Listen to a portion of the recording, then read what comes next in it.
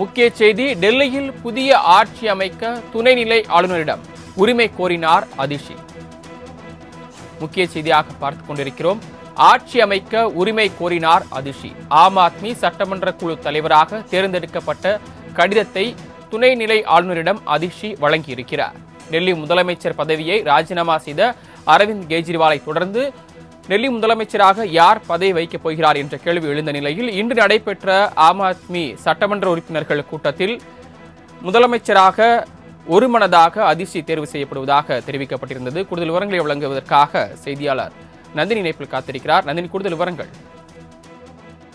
வணக்கம். டெல்லி முதலமைச்சர் பதவியை அரவிந்த் கெஜ்ரிவால் ராஜினாமா செய்திருக்கிறார். இதனை அடுத்துதான் துணைநிலை ஆளுநர் VK சக்சேனாவை நேரில் சந்தித்து தன்னுடைய ராஜினாமா கடிதத்தை அரவிந்த் கெஜ்ரிவால் வழங்கியிருக்கிறார்.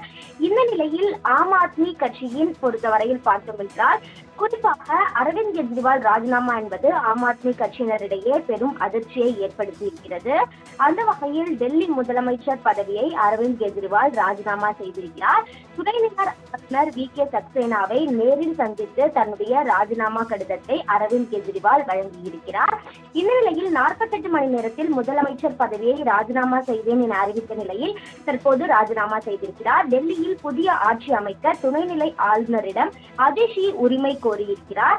டெல்லி முதலமைச்சராக அரவிந்த் கெஜ்ரிவால் ராஜினாமாவை அடுத்து ஆம் ஆத்மி சட்டமன்ற குழு தலைவராக தேர்ந்தெடுக்கப்பட்ட கடிதத்தை அதிஷி வழங்கியிருக்கிறார். துணைநிலை ஆளுநரிடம் ஆட்சி அமைக்க உரிமை கோரியிருக்கிறார். டெல்லி முதலமைச்சராக யார் பதவி ஏற்பார் என்ற ஒரு எதிர்பார்ப்பு எழுந்த நிலையில் ஆம் ஆத்மி சட்டமன்ற குழு தலைவராக தேர்ந்தெடுக்கப்பட்ட கடிதத்தை அதிஷி தற்போது வழங்கியிருக்கிறார். அந்த வகையில் பார்த்தோம் என்றால், டெல்லி முதலமைச்சராக அரவிந்த் கெஜ்ரிவாலை பொறுத்தவரையில் கடந்த 2018 ஆண்டு முதல் தொடர்ச்சியாக இருந்து வருகிறார். குறிப்பாக பார்த்தோம் என்றால், இந்த கடந்த 2021-22 ஆண்டு டெல்லி அரசின் மதுபான கொள்கை வகுத்ததிலும் அதை நடைமுறைப்படுத்தியதிலும் முறைகேடு நடைபெற்றதாக புகார்கள் எழுந்தன. இந்த புகார் எழுப்பியது பாஜக. எனவே புகார் குறித்து விசாரிக்க வேண்டும் என டெல்லி துணைநிலை ஆளுநர் சக்சேனா CBIக்கு பரிந்துரைத்திருந்தார். இதையடுத்து CBI வழக்கு பதிவு செய்து விசாரணையில் இறங்கியது. இந்த முறைகேடு மூலம் சட்டவிரோத பண பரிவர்த்தனை நடைபெற்றிருப்பதாக அமலாக்கத்துறையும் வழக்கு பதிவு செய்து விசாரணை மேற்கொண்டது. இந்த நிலையில்தான் இந்த விசாரணையை அடுத்து அரவிந்த் கெஜ்ரிவால் கைது செய்யப்பட்டார். கடந்த மே மாதம் 10ஆம் தேதி சிறையில் இருந்து வெளியே வந்த கெஜ்ரிவால் ஜூன் 2ஆம் தேதி மாலை பீகார் சிறையில் சரணடைந்தார்.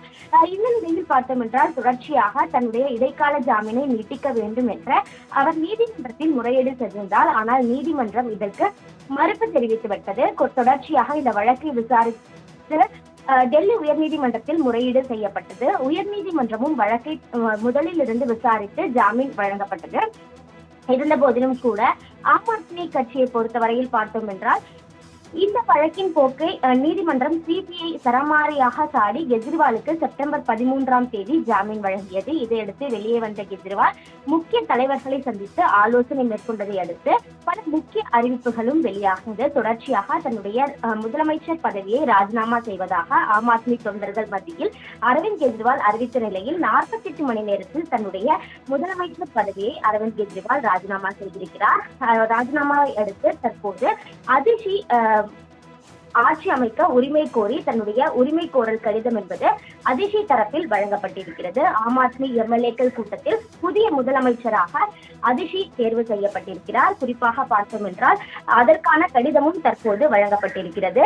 குறிப்பாக டெல்லி முதலமைச்சர் பதவியை அரவிந்த் கெஜ்ரிவால் ராஜினாமா செய்ததை அடுத்து புதிய முதலமைச்சராக யார் பொறுப்பேற்பார் என்ற ஒரு எதிர்பார்ப்பு எழுந்திருக்கக்கூடிய நிலையில்தான் அதிஷி ஆட்சி அமைக்க உரிமை கோரி தன்னுடைய கடிதத்தை அவர் வழங்கியுள்ளது குறிப்பிடத்தக்கது.